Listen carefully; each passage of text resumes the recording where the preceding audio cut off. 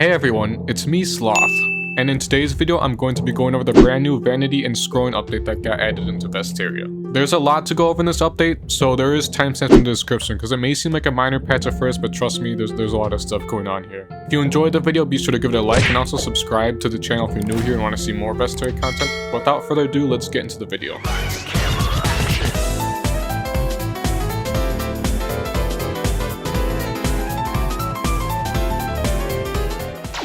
Now, first things first, the biggest part of this update is in the center of Nilgarth. Right here, you'll find a brand new shop that has just had its grand opening, the Vanity shop in Nilgarth. It's next to the bank and the marketplace over here, but honestly, with all these lights going on here, you can't miss it. If we step inside, you'll find the most magnificent place in all of Vesteria. I mean, say what you will about this update and the Vanity and all that stuff, but just this build in general here, this is like, they cooked here. You got an aquarium going on here, you got like flying books. You got a clock, which is actually kind of loud for my liking, so I'm going to actually lower my volume on Roblox. And up here you have one of the shops where Donnie here sells you some cool hats.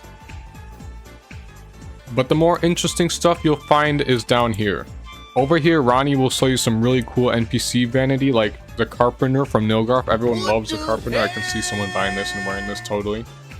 And then over here we just have Absolute Peak, his Mockingbird's outfit right here. And you notice this uses a brand new currency called Cosmetickets, and this is a currency that you can buy over here. There isn't really a free way to get these cosmetic tickets right now, but they're on sale right now, and if you buy them, you'll be getting a slight discount. If you are a free-to-play player, there is a lot of free-to-play vanity, which I'll go over later in the video, but for now, let me finish up going over this shop.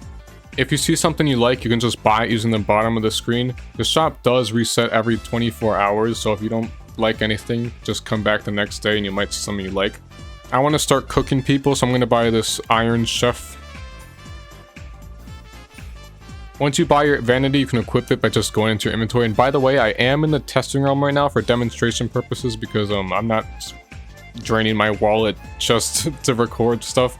I did buy some vanity on my main account though. I did support the game. But it is really cool because before this update, vanity was like a scroll that you use on equipment, and once you use it on something, you couldn't switch it out. Now you can just equip whatever vanity you want and it'll just override whatever equipment you want because it's its own separate category now. But another peak part about this update is the return of the orb. The orb is back, but instead of just upgrading your equipment, it turns it into a vanity. So this means if you throw your fork in there, you can transmog it for one cosmetic ticket, but you'll lose the forky. So if I do this right now, we'll get this amazing cinematic cutscene where my forky just delves into the orb and becomes a vanity.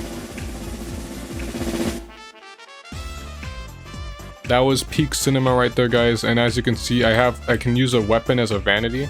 So this will override my sword as a fork, even though I get the same stats as whatever I'm using here. I wonder, I haven't actually tested this. I don't know if you can use like different types of equipment. Like, can I use a dagger as a sword? I'm gonna try to find that out right now. Alright, so that clears things up. You can't use like a sword as a dagger or anything, so I can't have my dream butcher build. But I can always just get another fork. So yeah, I don't know about you guys, but I think this Berserker vanity right here is peak. I mean, you got the forks and the chef. This is just like amazing. Now that I've gone over the shop, it's time to go over all the free-to-play vanity that you can earn through PvE. If you're ever curious on what the drop rates for something is, you don't even need to own the monster book. If you're on PC, I'll show you guys a little life hack. You can press the scroll wheel, like press it down on a mob, and it will show you all of its drops.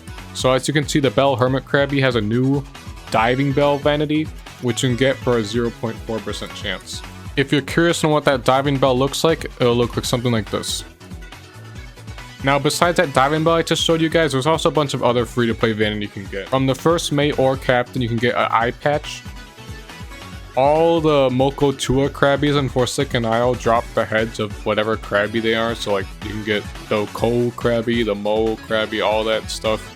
The most goofy one is a 0.1% chance from Moko Tua, which will just give you the entire Moko Tua head stack. And, this has to be, like, the best head vanity in the game. I mean, come on.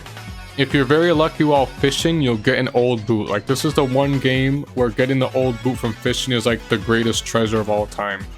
It even makes a global message when you get the old boot from fishing. I don't know what the exact chance of it getting the old boot is, but I just know it's really, really rare.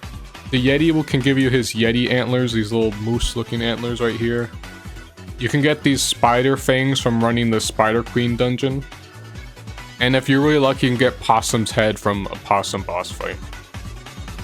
The developers also said on their Discord that they're going to give away a free code for a St. Patrick's Day Leprechaun Vanity on St. Patrick's Day, so make sure you stay tuned for that as well. I'll post on my community tab as well once they do reveal the code.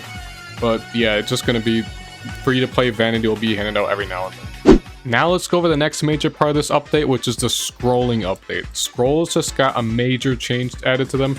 Basically, they're a lot more impactful than they used to be, so all your weapons that you made before are now a lot more powerful than they were before this update. That being said, they added a bunch of new tiers, and your weapon may have gotten demoted if it was gold tier or whatever, green tier. I know all of my gold tiers got demoted except this fishbowl, and this obviously doesn't mean they're weaker, it just means this is how they better reflect their power under the new system. But as you can see, there's this new like meter here that shows you how good your weapon is. Orange being up there like the slightly above average tier. There's also a new aquamarine tier after gold tier, and there's a new like deep blue tier after blue and before purple tier. And curse scrolls got a bunch of new additions this update. They can no longer roll negative rolls. There's no more negative curse scrolls. There's no more shadow curse scrolls. I think if you had any, they function exactly the same as regular curse scrolls, or they just got deleted. I don't know, I didn't have any because I'm broke. But shadow curse scrolls are just like not a thing in the game anymore. I'm honestly fine with that change because I hated having to like grind a more OP shadow curse scroll when I could just... It made the regular curse scrolls completely useless, and I like how they're actually useful now. And yeah, speaking of curse scrolls again, they got a lot of new stats added to them. They can now roll heal and shield power, which increases all healed and shielding you cast by the whatever percentage you get. And this effect also works on consumables. There's also another new stat for armor and headgear scrolls exclusively, which is called warding. And warding will basically just make you take reduced magical damage based on the percentage of warding you get. Now, this isn't a flat damage reduction buff. If you get like 50% warding, that would equate to 30% magic resistance. It's kind of weird how it's calculated, but I'll put it in the video. And curse scrolls can also roll ability radius now, which obviously just increases the radius of any abilities that use radius. Now, seeing as all my gold tiers kind of died, I'm going to try to make a new one. So let's see here. I got 7 curse scrolls. Actually, I have 10 curse attack scrolls here. Which, by the way, a fire addition about this update is that you can now stack curse scrolls, or all scrolls in general. Like, that should have been in the game years ago. But anyway, let's see if we can make a gold tier. Let's curse some guns. What was that? 6 attack. Alright, that's pretty garbage. What's this? Another 6 attack, also garbage. We got, 8 attack and 4 strength. That's actually pretty fire. Do I need a holy for that? I do. I have some ether. I'm too lazy to grind a holy. Alright, let's finish this gun.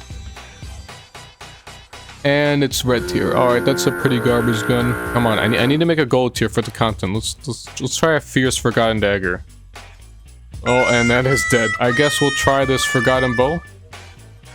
Ooh, the new deep blue tier. What did we get there? Not bad, not bad.